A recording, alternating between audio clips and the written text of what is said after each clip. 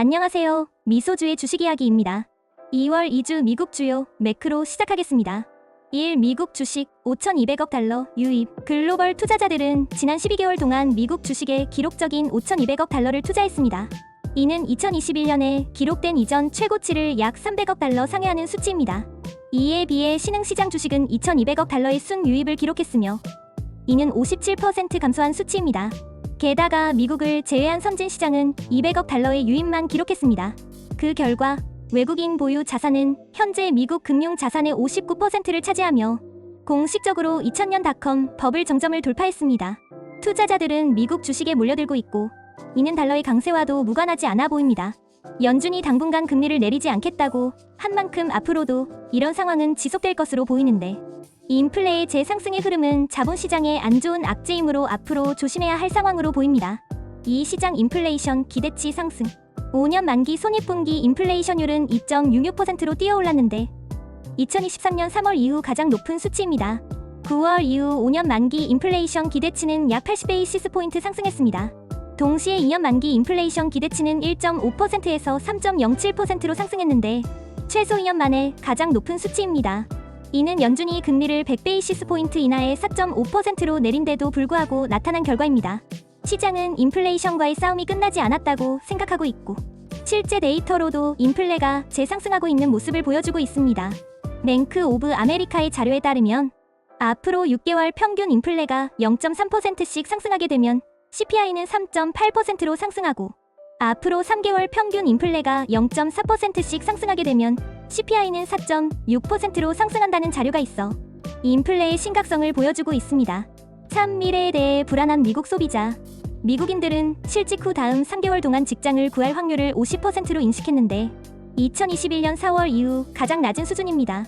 연방 소비자 기대 조사에 따르면 팬데믹을 제외하면 이는 10년 만에 가장 낮은 비율입니다.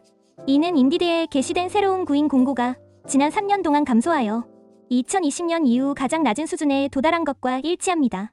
게다가 소비자들은 다음 3개월 동안 부채 상환을 못할 확률을 2020년 4월 이후 가장 높은 14.2%로 치솟았습니다. 우려스러운 점은 10만 달러 이상을 버는 사람들이 상환을 못할 확률이 최근 10년 만에 가장 높은 수치를 기록했다는 것입니다. 자본시장과 다르게 실물 경제는 계속해서 코너에 몰리는 모습을 보여주고 있고 그럼에도 불구하고 인플레는 계속 올라가고 있는 것이 상당히 숨막히고 있는 상황으로 보여집니다. 4. 소비자 신용 급증. 미국의 총 소비자 신용이 12월에 기록적인 408억 달러로 급증했습니다. 이는 11월에 기록된 54억 달러 감소에서 급격한 반전입니다. 신용카드를 포함한 리볼빙 신용은 12월에 단독으로 229억 달러가 뛰었습니다. 학자금 대출과 자동차 대출을 포함하는 비리볼빙 신용은 180억 달러가 급증했습니다. 지난 5년 동안 총 소비자 신용은 9,500억 달러가 증가하여 사상 최고인 5.1조 달러가 되었습니다. 미국인들은 여전히 숨막히는 부채와 인플레이션과의 싸움을 진행하고 있습니다. 5. 통제 불능인 정부 지출. 미국 정부는 1월에 거의 역대 최대인 6,420억 달러를 지출했는데 이는 작년보다 1,420억 달러 증가한 수치입니다. 지난 12개월 동안 정부 지출은 무려 7조 1,000억 달러에 달했습니다. 비교해보면 2019년 정부 지출은 32% 감소한 4조 8천억 달러였는데 불과 10년 만에 연방정부 지출이 2배로 늘어났습니다. 2020년 팬데믹과 2021년 회복을 제외하면 정부 지출이 지금처럼 컸던 적은 없었습니다. 정부 지출이 그야말로 통제불능 수준입니다. 새로 들어선 트럼프 정부는 정부 고용을 줄이고 관세를 통해 이런 부분을 해결하려고 하고 있지만 상황이 쉽지는 않아 보입니다. 6. 감당 안 되는 미국 국채이자. 미국 정부는 누구보다도 더 낮은 이자율을 필요로 하고 있습니다. 작년에 미국의 GDP 대비 재정적자 비율은 6.4%에 달했고 이자를 제외한 기본 재정적자는 3.3%였습니다. 즉, 이자 지불은 총 적자 대 GDP 비율의 3.1%포인트를 추가했습니다.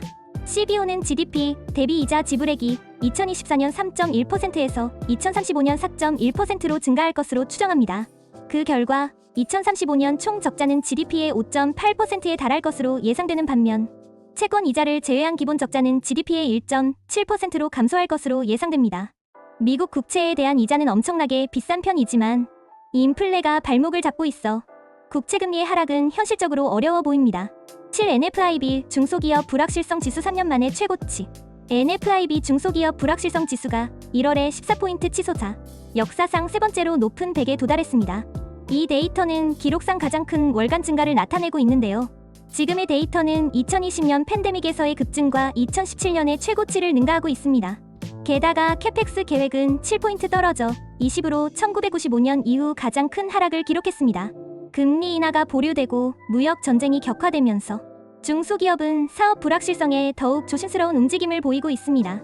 장기채 금리의 상승이 꺾이지 않는 한 앞으로도 이런 상황은 계속될 것으로 보이는데 인플레가 다시 상승하고 있는 입장이라서 중소기업은 지금보단 앞으로가 더 힘들어질 것으로 보입니다.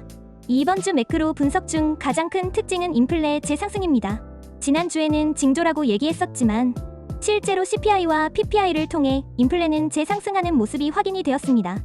문제는 앞으로도 이럴 가능성이 계속해서 있다는 것인데 지금의 고용 부분에서의 견고한 상황이 이런 부분을 뒷받침하고 있습니다. 개인적으로 미국은 금리를 너무 빨리 내린 대가를 치르고 있는 것으로 생각하고 있습니다.